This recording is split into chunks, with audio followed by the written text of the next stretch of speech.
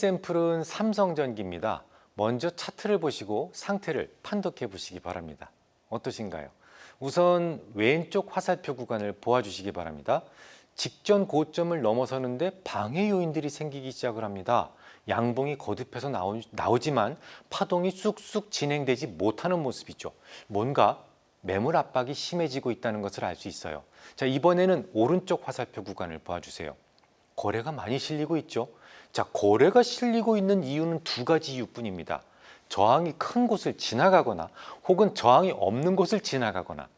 위 차트에서는 오른쪽 화살표가 있는 구간은 작년 7월 17일 직전 고점을 완전히 돌파하고 52주 신고가를 만들고 있었던 구간이기 때문에 저항이 강한 곳이 결코 아니었어요. 그렇다면 후자겠네요.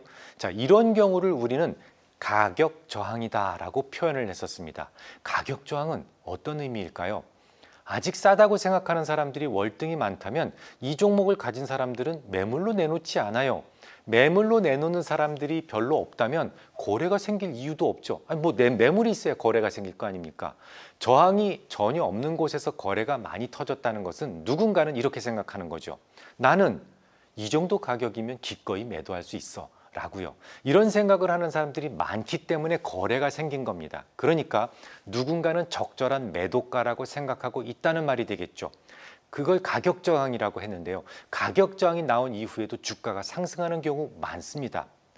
만약에 하락하게 된다면 매우 많은 거래량은 저항대가 되기 때문에 주의하실 필요가 있어요.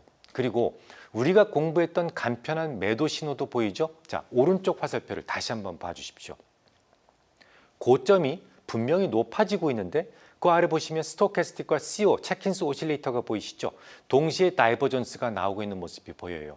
자, 이런 신호가 나온 이후 5영업일 이내에 MACD 오실레이터 주봉에서 악화되는 신호가 나오면 이 종목의 매도는 확정되는 겁니다. 악화되는 것이 뭐라고요? 양봉일 경우 작아지는 것을 의미하고 음봉일 경우 다시 길어지는 것을 의미한다라고 말씀을 드렸어요. 그럼 다음 차트에서 MACD 오실레이터 주봉을 확인해 보겠습니다. 어떠십니까? 일봉에서 7월 17일이 고점이었고요. 그곳에서 스토캐스틱과 CO의 다이버전스가 나타났었는데, 자, 화살표로 표시된 부분을 보시면 그로부터 딱 3영업일, 그러니까 7월 22일 봉에서는 완벽하게 양봉의 길이가 짧아지고 있다는 것을 확인하실 수 있습니다. 이로써 매도는 확정되는 것이죠. 가격 저항이 분명하게 생겨서 저항이 전혀 없는 곳에서 거래량이 실렸단 말이죠. 그리고 드림팀에서 매도 신호가 확정되었다면 가져가실 필요가 없어요. 다음 모습은 어떻게 되었을까요? 차트를 통해서 확인해 보시겠습니다. 17만 6,500원이었던 고점이 10만 5,500원까지 빠지는 것을 확인하실 수 있습니다. 저와 드림팀을 모두 배우셨던 분이라면 고점에서 물려 내려오시는 분은 없었을 거예요. 정확하게 매도에 성공하셨을 뿐만 아니라 그 이후에도 이 종목은 매수 금지 신호가 계속 뜨게 되는데요. 다음 차트를 살펴보시기 바랍니다. 자, 매수 금지 신호는 어떻게 발생한다라고 말씀드렸던가요? DMI에서 초록색 선을 파란색 DI-가 위에서 아래로 관통을 하고 난 뒤 3영업일 이내에도 ADX가 고개를 숙이면 1차 매수 신호가 발생을 하는데, 만약에 3영업일 이내에 ADX가 고개를 숙이지 않는다면 반대로 매수 금지가 뜬다라는 말씀을 드렸어요. 그 매수 금지 신호는 초록색의 ADX가 30보다 아래로 내려가거나 혹은 DI-와 DI+가 교체가 되었을 때, 이때만 해소된다라고 말씀을 드렸습니다. 자, 그러면 다시 보시죠. 왼쪽 화살표 구간에서 매수 금지 신호가 뜬 이후로 계속해서 매수 금지가 유지되고 있다는 것을 알 수가 있어요. 자, 이번에는 맨 나중에 나왔던 매수 금지 신호를 확인해 보겠습니다. 맨 오른쪽 화살표를 보시면 다시 매수 금지 신호가 뜨고 있죠. 이런 신호가 뜨면 그곳에서는 저항이 생긴다라는 말씀을 드렸었는데, 그 수평선을 그어보면 양봉이 하나 걸립니다.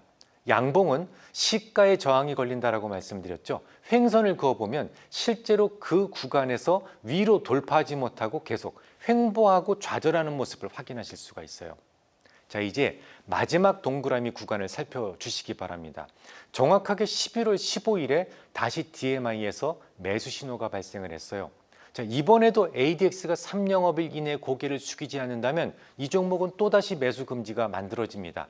하지만 11월 15일의 시가인 10만 6,800원에서는 저항의 에너지가 생기게 되는 것이죠.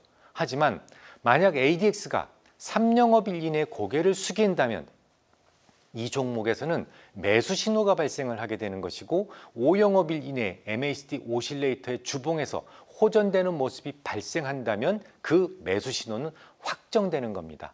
자, 여러분들도 함께 이 종목이 어떤 경로를 밟게 되는지 확인해 보시기 바랍니다. 물론 매수 신호가 확정된다고 해도 두 가지 전략을 놓고 여러분들은 고민을 해보셔야 돼요. 앞서 말씀드렸듯이 파란색 수평선 안에서는 매수 실패 저항이 걸려 있다고 말씀드렸잖아요.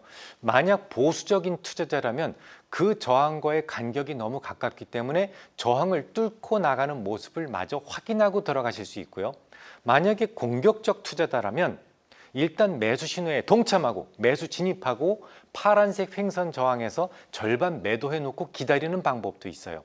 다음 시간에는 이 차트가 어떻게 전개되었는지 함께 복습해 보는 시간을 먼저 갖고 시작하도록 하겠습니다.